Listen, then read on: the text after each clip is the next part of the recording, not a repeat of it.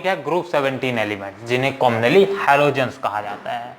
Group 17 element one of the most important element है पूरे periodic table में। इनका डे टू डे लाइफ में काफी यूज है, अदर एलिमेंट से काफी यूज है, कई मेटल से तो बहुत ज्यादा यूज है भाई। चलो हर दिन आप इसे इंटेक करते हैं, इसके बिना खाने का स्वाद ही कहाँ, नमक। तो ग्रुप 17 एलिमेंट्स को कॉमनली हैलोजेंस कहा जाता है। इसमें अपने पास आते हैं फ्लोरीन, क्लोरीन, ब्रोमीन, आयोडीन और एंटीनिन, ठीक है। ये सारे के सारे एलिमेंट्स आते हैं। इन सारे एलिमेंट्स को कॉमनली हैलोजेंस कहा जाता है। हैलोजेंस का मतलब ही होता है सॉल्ट फॉर्मर्स, ठीक। क्या मतलब होता है? Salt farmer, salt farmer elements. Salt farmer elements ऐसे एलिमेंट्स जो कि जनरली सॉल्ट से ऑब्टेन हो, या फिर ऐसे एलिमेंट्स जो कि सॉल्ट फॉर्मेशन करते हो, उसको बोला जाता है हैलोजेंस।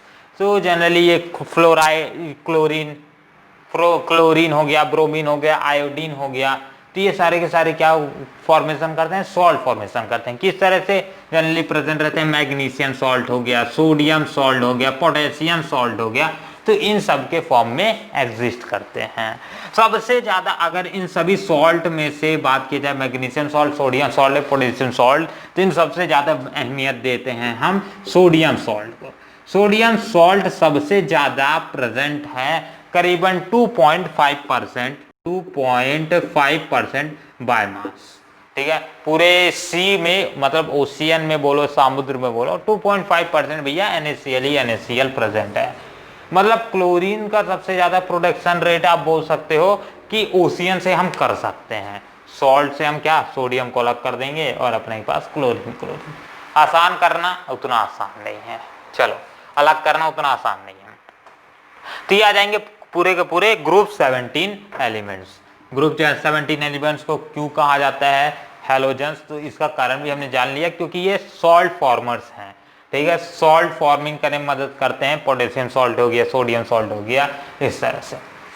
चलो, तो इन सब में से स्पेशल केस हम एक NaCl का पूरा स्पेशल केस भी पढ़ेंगे, इसके डेली यूजेस भी पढ़ेंगे, ठीक। और ये कई एक्सपेरिमेंट्स में यूज किए जाते हैं, तो कुछ केमिकल रिएक्शंस भी देखेंगे इससे रिलेटेड।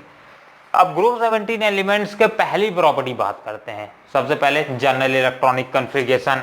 तो पहला टॉपिक डाल लो, general electronic configuration, ELECTRONIC electronic configuration. Electronic general electronic configuration अगर इनकी बात की जाए तो इनका जनरल इलेक्ट्रॉनिक कन्फिगरेशन NH2NP5 होता है। मतलब सिर्फ और सिर्फ एक ही इलेक्ट्रॉन की इनके पास कमी है p ऑर्बिटल में, नहीं तो ये नोवल इलेक्ट्रॉनिक कन्फिगरेशन को गेन कर लेंगे। अब इसी एक इलेक्ट्रॉन की अब्सेंस के कारण इनके पास बहुत ज्यादा हायर रेडियंसी होती है एक इलेक्ट्रॉन को अपने शेल में, p शेल में ऐड करने की, ठीक भाई। क्योंकि इनके पास एक ही इलेक्ट्रॉन तो कम है, एक इलेक्ट्रॉन ऐड कर लेंगे तो ये नोवल इलेक्ट्रॉनिक कन्फिगरेशन पा लेंगे। अब कोई भी एलिमेंट है पीरियोडिक टेबल में, वो हर एक एलिमेंट नोवल इलेक्ट्रॉनिक कन्फिगरेशन को अटेन करना चाहता है, मतलब वो स्टेबल बनना चाहता है। तो इसको पास कितना, एक की कमी है। तो इसी कारण से पूरे रिस्पेक्टिव पीरियड में बोल सकते हो 17 ग्रुप वाले एलिमेंट बहुत ज्यादा इलेक्ट्रोनेगेटिव होते हैं, मतलब मोस्ट इलेक्ट्रोनेगेटिव बोल सकते हो 17 ग्रुप वाले एलिमेंट पूरे को पूरे रिस्पेक्टिव ग्रुप से, ठीक है, आसपास के जो ग्रुप्स हैं उनसे बहुत ज्यादा इलेक्ट्रोनेगेटिव होते हैं। इसका कारण ही यही है कि क्योंकि इनके पास एक ही इलेक्ट्रॉन की कमी है और वो एक इलेक्ट्रॉन को ऐड करने के लिए कुछ भी कर सकते हैं, ऐसा टाइप को समझ सकते हो। हाँ, पर कुछ एक्सेप्शंस है, कुछ और एलिमेंट्स हैं, जैसे कि हो गया अपने पास ऑक्सीजन हो गया, ठीक है, और भी कई एलिमेंट्स हैं। तो उससे रिलेटिव में थोड़ा बहुत नीचे के जो एलिमेंट्स हैं उनका काम है, बट फ्लोरीन का दुनिया भर में या फिर पूरे पीरियोडिक टेबल में सबसे ज्यादा इलेक्ट्रोनेगेटिविटी है। चलो ये बात को ध्यान में रखेंगे। Electronic configuration, general electronic configuration NH2NP5 आ जाएगा। तो फ्लोरीन के रिस्पेक्ट में अगर क्या नोवल इलेक्ट्रॉनिक कन्फिगरेशन के रिस्पेक्ट में लिखते हैं तो इसका कितना आ जाएगा, NH2N2P5, ठीक है। उसी तरह से फ्लोरीन, क्लोरीन आ जाएगा, ब्रोमीन आ जाएगा, आयोडीन आ जाएगा। इन सब का आप लिख लेना नीचे में, मैं सिर्फ 2-3 का लिख दे रहा हूं। तो रिस्पेक्टिव में जाते जाएंगे तो सबका इस तरह से 3 4 5 होते जाएगा, एस एस एस 2 2 2 और इसके बाद 3 4 5, इसके बाद P5 P5 P5, इस तरह से सबका इलेक्ट्रॉनिक कॉन्फ़िगरेशन आ जाएगा। AT का भी लिख लो तो यही आ जाएगा, उसके लिए कितना आ जाएगा 6x2 6P5 सबके पास। तो जनरली ये जो 6 वाला एस्ट्रेनिन आता है ये जनरली स्टेबल नहीं होता है, ये एक रेडियो एक्टिव की तरह काम करता है, इधर इसके पास इसके ज़्यादा केसेस को स्टडी नहीं करेंगे। हाँ, बट ये जो फ्लोरीन आता है, मैंने सबसे पहले ही बताया था जब पीरियड स्टार्ट कर रहे थे हम ग्रुप पी ब्लॉक, तो उस समय ही मैंने बताया था कि जो फ्लोरीन होता है वो सबसे ज़्यादा इलेक्ट्रोनेगेटिव है पूरे के पूरे पी ब्लॉक भर में या फिर पूरे पीरियोडिक टेबल में। ये तो एक प्रॉपर्टी है। और सारे के सारे जो पहले एलिमेंट्स आएंगे सारे के सारे ग्रुप में जो पी ब्लॉक में, उसकी पूरे रिस्पेक्टिव ग्रुप से काफ़ी प्रॉपर्टीज अलग देखने को मिलेगी, मतलब वो एक्सेप्शन केस टाइप का वर्क करेंगे काफ़ी प्रॉपर्टीज में।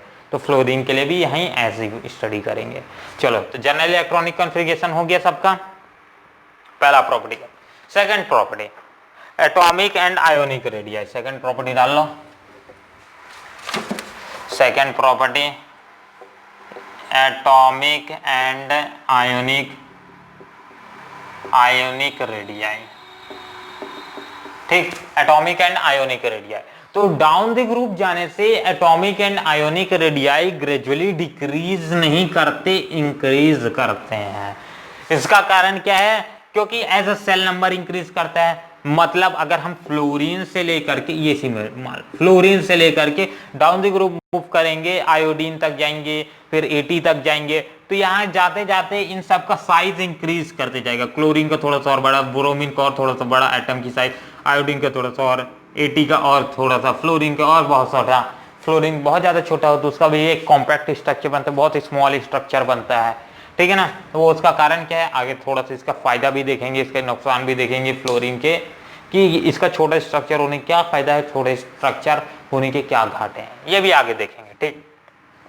तो डाउन द ग्रुप जाने से रेडियाई इंक्रीज करता है, as a shell number increase करते हैं, बहुत सारे और कारण है। इफेक्टिव न्यूक्लियर चार्ज भी डिक्रीज करता है, शील्डिंग इफेक्ट इंक्रीज, बहुत सारे हैं भाई, ये सब जितने पीरियड पढ़ के आ रहे हैं पीछे में सारी चीजों का डिस्कशन किए हैं, ठीक। चलो नेक्स्ट आता है साइज के बाद, नेक्स्ट प्रॉपर्टी डाल लो atomic ionization enthalpy, IONIZATION ionization ENTHALPY enthalpy. Ionization enthalpy यानी होता है कि amount of energy required to remove a electron, मतलब एक इलेक्ट्रॉन को रिमूव करने के लिए आउटर सेल से ना, हमेशा अगर कोई भी इलेक्ट्रॉन है, मतलब कोई भी एटम है, ये बात को हमेशा ध्यान रखना, अगर मेरे पास कोई भी एटम है उसके आउटर सेल में इलेक्ट्रॉन भरे हुए हैं, ठीक है, या फिर एक भी इलेक्ट्रॉन प्रेजेंट है और मैं चाह रहा हूं कि मैं उसके अंदर वाले सेल से इलेक्ट्रॉन निकालूं, तो ये नामुमकिन कभी नहीं है।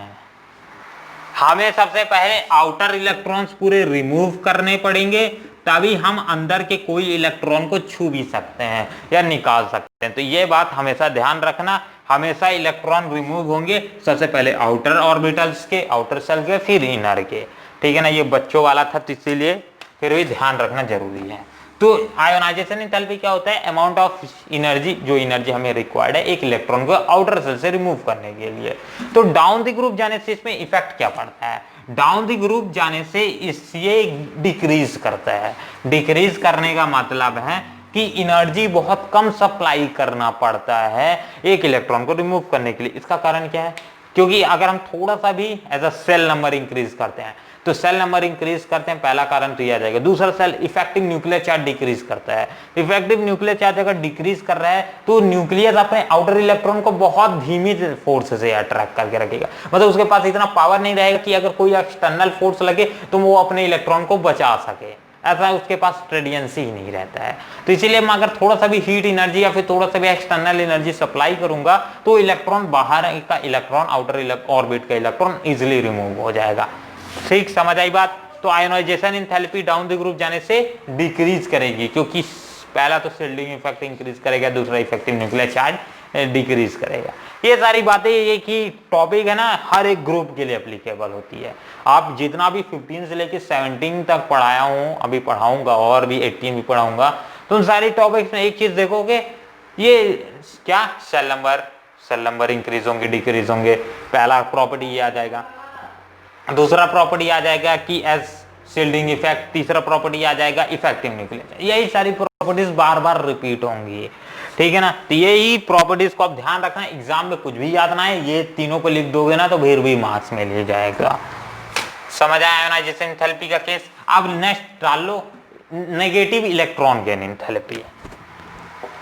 चौथा property negative electron gain enthalpy. अब नेगेटिव इलेक्ट्रॉन गेन एंथैल्पी है क्या? सबसे पहले जिसको इलेक्ट्रॉन गेन एंथैल्पी मालूम है उसके लिए नेगेटिव इलेक्ट्रॉन गेन एंथैल्पी का कोई बड़ा इश्यू नहीं है, ठीक। सबसे पहले समझ लेते हैं इलेक्ट्रॉन गेन एंथैल्पी क्या होता है, उसके एक कदम आगे बढ़ेंगे, नेगेटिव इलेक्ट्रॉन गेन एंथैल्पी भी समझ आ जाएगी। इलेक्ट्रॉन गेन एंथैल्पी यानी एक इलेक्ट्रॉन को गेन करने के लिए जो एनर्जी अप्लाइड करनी पड़ेगी या फिर रिक्वायर्ड है उसे इलेक्ट्रॉन गेन एंथैल्पी बोला जाता है। समझ आई? मतलब एक इलेक्ट्रॉन को ऐड करने के लिए, आउटर सेल में ऐड करने के लिए जितना एनर्जी हमें सप्लाई करना पड़ेगा उसे बोला जाएगा इलेक्ट्रॉन गेन एंथैल्पी। बट इसके सामने अगर नेगेटिव लग जाता है तो इसे में थोड़ा सा एक स्टेप आगे बढ़ो, ठीक। नेगेटिव इलेक्ट्रॉन गेन एंथैल्पी मतलब कि अगर हम किसी एटम में क्या कर रहे हैं, इलेक्ट्रॉन को ऐड कर रहे हैं मान लो, ठीक है, उस एडिशन के वक्त अगर एनर्जी क्या होती है, रिलीज होती है in the form of heat या फिर किसी भी तरीके से, ठीक, तो उसे बोला जाता है नेगेटिव इलेक्ट्रॉन गेन एंथैल्पी, ठीक है। समझ आया कि एनर्जी रिलीज होती है, अगर एब्जॉर्ब होगी तो वो केस अलग है, अगर रिलीज होगी तो उसे नेगेटिव इलेक्ट्रॉन गेन एंथैल्पी बोला जाता है। समझ आई बात? चलो, तो डाउन द ग्रुप जाने से नेगेटिव इलेक्ट्रॉन गेन एंथैल्पी अपना क्या होता है, डिक्रीज करता है, ठीक है। डिक्रीज क्यों करता है इसका कारण भी सुनो। देखो, अगर डाउन द ग्रुप मूव कर रहे हैं तो अपने पास जो आउटर सेल है उसमें इजीली मैं क्या कर सकता हूं, इलेक्ट्रॉन को रिमूव कर सकता हूं, पहला कारण तो ये आ जाएगा। दूसरा, इजीली उसमें इलेक्ट्रॉन ऐड भी कर सकते हैं, रिमूव कर सकते हैं तो उसमें ऐड क्यों नहीं कर सकते, ऐड भी कर सकते हैं, क्योंकि एज इफेक्टिव जो इलेक्ट्रॉन रिपल्सन होगा वो क्या होगा, कम होगा, क्योंकि सेल नंबर क्या है, सेल का साइज क्या है, बहुत बड़ा है। सेल साइज अगर बड़ा है मैं इजीली उसमें स्पेस भी ज्यादा होगा, ठीक है, स्पेस ज्यादा होगा तो मैं उसमें इजीली इलेक्ट्रॉन को ऐड कर सकता हूं। अब ऐसा तो नहीं है एक सेल में 1000 ठोक इलेक्ट्रॉन प्रेजेंट रहेंगे, नहीं भाई, एक सेल में fix number of electrons he present रहेंगे। समझ आई बात? चलो, तो negative electron gain enthalpy down the group जाने से क्या करेगी, डिक्रीज करेगी। पहली बात तो ये ध्यान रखना, चल ठीक है। और अगर कोई एग्जाम में पूछ देता है इलेक्ट्रॉन गेन एंथैल्पी में क्या चेंज आएगा, भाई वो दोनों सेम टू सेम है, ठीक है ना। इस जीरो को फटाक से स्क्रीनशॉट ले लो, फिर आगे बढ़ते हैं। हो गया स्क्रीनशॉट। चल, अब इससे के रिलेटेड एक आध दो क्वेश्चन सॉल्व कर लेते हैं जो कि सीबीएसई क्वेश्चन है, ठीक है ना, तो पावरफुल क्वेश्चन होंगे। Why negative electron gain enthalpy of fluorine is less than that of chlorine? हमने तो सुना था भाई कि फ्लोरीन सबसे ज्यादा इलेक्ट्रोनेगेटिव एलिमेंट होता है, ये केस सही है भाई, ठीक है ना, पर क्वेश्चन कुछ और पूछ रहा है, ये समझ के चलो। Why negative electron gain enthalpy of fluorine is less than that of chlorine? Negative electron gain enthalpy की बात कर रहे हैं, तो नेगेटिव इलेक्ट्रॉन गेन एंथैल्पी में बोल रहा है कि फ्लोरीन की बहुत ज्यादा कम होती है एज कंपैरिजन टू क्लोरीन, मतलब क्लोरीन की इलेक्ट्रोनेगेटिविटी क्या होगी, ज्यादा होती है, नेगेटिव इलेक्ट्रॉन गेन एंथैल्पी ज्यादा होती है इन कंपैरिजन ऑफ फ्लोरीन। तो इसका कारण क्या है, पहला कारण लिख लेना, सबसे आसान, क्योंकि एक एक्सेप्शन केस है, due to small structure, due to small structure, पहला केस बच्चों वाला। चलो, दूसरा केस में जो अपन आप पढ़ेंगे वो इंपॉर्टेंट है, जो फ्लोरीन के बीच में जो इलेक्ट्रॉन्स के बॉन्ड्स की फॉर्मेशन होती है, वो इसमें जो फ्लोरीन का एटम होता है ये क्या है, बहुत ज्यादा छोटा है, ठीक है ना, करीबन मान लेते हैं इतना है, ठीक है, क्लोरीन का इतना है। एक चीज तो समझ आई, मतलब अगर इतना छोटा सा इलेक्ट्रॉन है, सॉरी इलेक्ट्रॉन नहीं भाई, इतना छोटा सा अगर एटम है तो उसमें इंटर इलेक्ट्रॉनिक रिपल्सन भी तो ज्यादा होगी, मतलब इलेक्ट्रॉन इलेक्ट्रॉन के बीच में रिपल्सन भी तो ज्यादा होगी। सही बात है, मतलब इतने छोटे में बहुत सारे इलेक्ट्रॉन्स प्रेजेंट है, इतने छोटे में बहुत सारे इलेक्ट्रॉन्स है, अब स्पेस कम है और like charge ripple each other, ठीक है, like and unlike charge attract each other, physics का रूल। तो इसी तरह यहां भी अप्लाइड होगा, इलेक्ट्रॉन इलेक्ट्रॉन एक दूसरे को रिपल करेंगे, मतलब यहां फ्लोरीन के केस में इंटर इलेक्ट्रॉनिक रिपल्सन बहुत ज्यादा होगा। इंटर इलेक्ट्रॉनिक रिपल्सन बहुत ज्यादा होने के कारण इनका नेगेटिव इलेक्ट्रॉन गेन एंथैल्पी लट पड़ गया, ठीक है ना, मतलब बहुत ही कम है एज कंपैरिजन टू क्लोरीन। तो ये दोनों कारण लिख लो, ठीक। नेक्स्ट क्वेश्चन करें, इसी से रिलेटेड है। All together electron gain enthalpy of fluorine is less than that of chlorine. ठीक है, मैं मानता हूं कि जो नेगेटिव इलेक्ट्रॉन गेन एंथैल्पी है फ्लोरीन का एज कंपैरिजन टू क्लोरीन से बहुत कम है, मैं मानता हूं, ठीक है। क्वेश्चन ये बोल रहा है then less than that of chlorine, yet fluorine is a strong oxidising agent.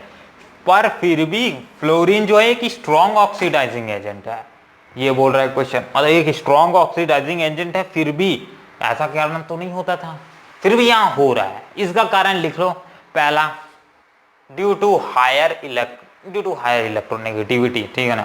हमने पढ़ा है कि जो फ्लोरीन है वो बहुत ज्यादा इलेक्ट्रोनेगेटिव है, हायर इलेक्ट्रोनेगेटिविटी के कारण ये एक बहुत अच्छा सा स्ट्रॉन्ग ऑक्सीडाइजिंग एजेंट की तरह भी वर्क करता है। क्या? ऑक्सीडाइजिंग एजेंट की तरह वर्क करता है। जो ऑक्सीडाइजिंग एजेंट है, एक चीज हमेशा ध्यान रखना, वो क्या करेगा? रिडक्शन करेगा, ठीक है ना। तो एक बहुत ज्यादा स्ट्रॉन्ग ऑक्सीडाइजिंग एजेंट की तरह बिहेव करता है। पहला कारण इसका क्या आ जाएगा? ड्यू टू हायर इलेक्ट्रोनेगेटिविटी, पहला कारण हो गया, लिख लिए। दूसरा आ जाएगा इसका कारण है कि ऐसा क्यों होता है, तो इसका दूसरा कारण आप लिख सकते हो कि simple bond dissociation enthalpy.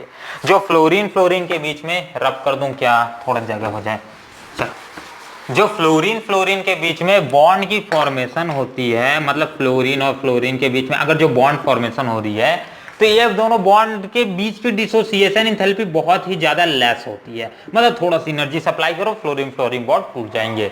Bond dissociation enthalpy इतनी कम क्यों होती है, ये कारण आता है, ये क्वेश्चन आता है। क्योंकि हमने इससे पहले ही पढ़ा कि फ्लोरीन एटम क्या होते हैं, इनके बीच में इंटर इलेक्ट्रॉनिक रिपल्सन बहुत ज्यादा होता है। इंटर इलेक्ट्रॉनिक रिपल्सन बहुत ज्यादा होने के कारण इनके जो बीच में बॉन्ड होता है, बॉन्ड फॉर्मेशन होता है, वो बहुत ज्यादा वीक बॉन्ड फॉर्मेशन होता है। और बहुत ज्यादा वीक बॉन्ड फॉर्मेशन हुआ है, मतलब उसे फोर्स ऑफ अट्रैक्शन क्या है, बहुत कम है। तो थोड़ा सी एनर्जी सप्लाई करो, टूट गया। समझ आई बात? तो इस सेकंड क्या आ जाएगा? बॉन्ड डिसोसिएशन एंथैल्पी क्या होती है, फ्लोरीन की बहुत कम होती है। तो ये भी कारण आ जाएगा इसका ऑक्सीडाइजिंग एजेंट की तरह बिहेव करना। तीसरा लिख लो हाइड्रेशन एंथैल्पी, ठीक है। एक बहुत ज्यादा ये क्या हाइड्रेटिंग एजेंट होते हैं, क्या लिख लोगे? एक बहुत स्ट्रॉन्ग हाइड्रेटिंग एजेंट की तरह बिहेव करते हैं, इसीलिए, ठीक है, इनकी हाई हाइड्रेटिंग एंथैल्पी होती है। मतलब ये इजिली क्या कर सकते हैं, ब्रेक करके रिजल्टिंग क्या कर सकते हैं, रिएक्शन कर सकते हैं। समझ आई बात? चलो ये कंप्लीट यहां तक का। तो इसका एक फटाक से जो भी लिखना है, स्क्रीनशॉट लेना है, ले लो। फिर नेक्स्ट स्टार्ट करते हैं इन सब की फिजिकल प्रॉपर्टी, ठीक है। एक आध दो फिजिकल प्रॉपर्टीज भी देख। अब अपने पास जो इसमें से हैलोजेंस है, रिस्पेक्टिव हैलोजेंस है जो अपने पास हैं, उन सभी हैलोजेंस की डिफरेंट प्रॉपर्टीज हमने देखी, ठीक है ना। कुछ क्या है, ऑक्सीडेशन स्टेट का भी बात नहीं किए, इसके बाद ऑक्सीडेशन स्टेट भी बात करेंगे। पहले एक बात तो फिजिकल प्रॉपर्टीज देख लेते हैं, जो हम आंखों कान देख सकते हैं, आंखों से देख सकते हैं, कानों से सुन सकते हैं, ठीक है ना। कानों से आवाज थोड़ी ना करते हैं जो सुनेंगे, आंखों से देख सकते हैं, ऐसा। तो इसमें से पहला फ्लोरीन, दूसरा क्लोरीन देख सकते हैं, तीसरा ब्रोमीन को भी देख सकते हैं, चौथा आयोडीन आ जाएगा। ये चार एलिमेंट्स की बात करेंगे, क्लोरीन, फ्लोरीन, ब्रोमीन, आयोडीन, ठीक है ना। पांचवा को हटाओ काम से। इसमें से जो क्लोरीन और सेकंड आ जाता है क्लोरीन, फ्लोरीन एंड क्लोरीन, पांचवे को भी कंसिडर ही कर लो, ठीक है। एग्जाम में आ गया तो क्या लिखोगे? इसमें से जो फ्लोरीन और क्लोरीन आते हैं ये गैसियस स्टेट में एग्जिस्ट करते हैं, ठीक है, गैसियस नेचर है इनका। इसमें से जो ब्रोमीन और आयोडीन है वो अगर सिंपल, ये मैं क्या बोल रहा हूँ, ये मैं क्या बोल रहा हूँ, कोई लोग समझते हैं भाई कि क्लोरीन तो भी तो सॉलिड स्टेट में हमने देखा है, किसके फॉर्म में, NaCl के फॉर्म में। भाई दिमाग ज्यादा नहीं, ठीक। अपन ने जो देखा है वो एक क्या है, मिक्सिंग है, मिक्सचर है, ठीक है। अगर मैं एक सिंपल फ्री स्टेट की बात कर रहा हूं, मतलब अगर सिंपल मेरे पास क्लोरीन है तो किस फॉर्म में एग्जिस्ट करेगा, तो गैसियस स्टेट में एग्जिस्ट करेगा, ठीक है ना। तो ये वाला इसको हटाओ, इसको मिटाओ, सिर्फ सिंपल ब्रोमीन लिखो। ब्रोमीन लिक्विड स्टेट में एग्जिस्ट करता है, ठीक। और आयोडीन और At यानी एंटीसिन, क्या नाम है, एंटीनाइन, क्या नाम है, ठीक है ना। ये अपना किस में एग्जिस्ट करते हैं, सॉलिड। ये आ जाएगा फिजिकल स्टेट, चारों का पांचों का फिजिकल स्टेट लिख लो, ये हो गया कंप्लीट। Next oxidation state. उससे पहले एक और क्वेश्चन आता है, सुन लो, क्योंकि एग्जाम पॉइंट ऑफ व्यू से नेक्स्ट टॉपिक से भी ज्यादा इंपॉर्टेंट वो क्वेश्चन है। हमने सुना है कि हाइड्रोजन्स के एलिमेंट्स का कलर होता है, मतलब वो कलर्ड एलिमेंट होते हैं, इसका कारण क्या है। बाकी एलिमेंट्स हमने काफी एलिमेंट्स देखा है जो कि कलरलेस होते, ठीक है, जनरली उनका कोई कलर नहीं होता है, क्योंकि हम देख ही नहीं सकते भैया कलर क्या, ठीक। तो इनका ये क्या होते हैं, एक कलर्ड कंपाउंड फॉर्मेशन करते, कलर्ड एलिमेंट होते हैं। इसका कारण क्या है, हैलोजेंस आर कलर्ड एलिमेंट। तो इसका कारण ये है कि जो अगर हमारे पास कोई भी हैलोजेंस एलिमेंट्स हैं, सिंपल हैलोजेंस एलिमेंट्स कंसीडर कर लेंगे तो सारे रिस्पेक्टिव एलिमेंट्स कंसीडर हो जाएंगे। जो भी हैलोजेंस एलिमेंट्स हैं तो उनके पास एक ट्रेडियंसी रहती है कि इन प्रेजेंस ऑफ सनलाइट, मतलब सनलाइट की प्रेजेंस में वो विजिबल रेस को क्या कर लेते हैं, एब्जॉर्ब कर लेते हैं, मतलब उनके पास एब्जॉर्बिंग कैपेसिटी भी रहती है। तो विजिबल रेज को या फिर विजिबल इंफ्रारेड को विजिबल रेज बोलो, ठीक है, विजिबल रेज, विजिबल रेडिएशन बोलो, सबसे बढ़िया, ठीक है। विजिबल रेडिएशंस को क्या कर लेते हैं, एब्जॉर्ब कर लेते हैं। अब एब्जॉर्ब करने के कारण उनके जो रिस्पेक्टिव इलेक्ट्रॉन्स रहते हैं वो respective electrons higher energy state में चल देते हैं, रिस्पेक्टिव के इलेक्ट्रॉन्स हायर एनर्जी में स्टेट में चल देते हैं, ठीक है। हायर एनर्जी स्टेट में जाने के कारण हैलोजेंस एक कलर्ड की तरह दिखते हैं, मतलब एक कलर्ड कंपाउंड हमने को देखने को मिलता है, ठीक है। समझ आई बात, किस कारण से, क्योंकि ये रेडिएशंस को एब्जॉर्ब कर सकते हैं, इनकी एब्जॉर्बिंग कैपेसिटी भी अच्छी खासी होती है। चलो तो नेक्स्ट टॉपिक डाल लो, ये क्वेश्चन समझ आया है, PDF लिंक डिस्क्रिप्शन में मिल जाएगा, अच्छे खाते से अच्छी हैंड राइटिंग से लिखा हुआ है, ठीक है ना, और डाउनलोड कर लेना PDF। नेक्स्ट आता है अपना next question, oxidation state. Oxidation state में क्या चेंजेस आएगा, डाउन द ग्रुप जाने से ऑक्सीडेशन स्टेट किस तरह से रहेगा, ठीक। तो कॉमन ऑक्सीडेशन स्टेट जो सारे के सारे एलिमेंट्स हैं वो -1 कॉमन ऑक्सीडेशन स्टेट्स हो गए, मतलब सारे के सारे एलिमेंट्स का आप बोल सकते हो कि -1 कॉमन ऑक्सीडेशन स्टेट। ये भी शो करेगा -1, ये भी शो करेगा, ये भी शो करेगा, ये भी शो करेगा और ये भी शो करेगा। सारे के सारे एलिमेंट्स क्या होंगे, -1 कॉमन ऑक्सीडेशन स्टेट शो करेंगे। ये आखिरी वाले एलिमेंट्स को ना रिमूव कर देते हैं, इसका फाइनलाइज नहीं रहता, वो भी -1 शो करता है, ऐसी बात नहीं, ठीक है ना। अपन जो भी रिस्पेक्टिव पढ़ेंगे अपने ग्रुप में, जो अपने स्टडी भी करने हैं अपने रिस्पेक्टिव क्लास के हिसाब से, ये 5 के ही, ठीक। अब फ्लोरीन को छोड़ दो, ये एक्सेप्शन केस बना है सारा, ठीक। क्लोरीन, ब्रोमीन, आयोडीन जो भी हैं ये सारे के सारे, इसके अलावा भी +3 एंड +5 ऑक्सीडेशन स्टेट शो करते हैं, +3, +5 एंड +7 भी ऑक्सीडेशन स्टेट शो करते हैं, ठीक है। +3, +5 एंड +7 ऑक्सीडेशन स्टेट भी शो करते हैं, ये सारे के सारे एलिमेंट्स, रिस्पेक्टिव एलिमेंट्स ये ऑक्सीडेशन स्टेट शो करते हैं। इसका कारण क्या है, इसका कारण भैया इनर्ट पेयर इफेक्ट है। इसका कारण इनर्ट पेयर इफेक्ट है कि फ्लोरीन ऐसा नहीं शो कर पाता है, बाकी respective elements +3, +5 and +7 oxidation state भी शो कर लेते हैं। इनर्ट पेयर इफेक्ट, क्योंकि इनर्ट पेयर इफेक्ट के हिसाब से ही, सिंपल इनर्ट पेयर इफेक्ट के कारण पहला केस। दूसरा फ्लोरीन का केस बात करेंगे तो absence of d orbital. Inert pair effect को हटा दो यार, ये पॉइंट हटा दो, आप एब्सेंस ऑफ डी ऑर्बिटल लिख दो, पूरा का पूरा। अगर मार्क्स कोई नहीं दिया ना तो मेरे को बोलना, ठीक, बोल के कोई फायदा नहीं है, ठीक। एब्सेंस ऑफ डी ऑर्बिटल, क्योंकि इसका मेन आंसर आ जाएगा absence of d orbital. A absence का स्पेलिंग लिखना, एब्सेंस ऑफ डी ऑर्बिटल, ठीक है। डी ऑर्बिटल की एब्सेंस होने का, अब डी ऑर्बिटल है ये नहीं है तो अपने आप को एक्सटेंड क्या करेगा, एक्सटेंड नहीं कर पाएगा, तो उसकी ऑक्सीडेशन स्टेट कैसे बढ़ेगी, बढ़ ही नहीं पाएगी। समझ आई बात। तो इसका फ्लोरीन का केस को हटा दो, ठीक है, due to absence of d orbital के कारण।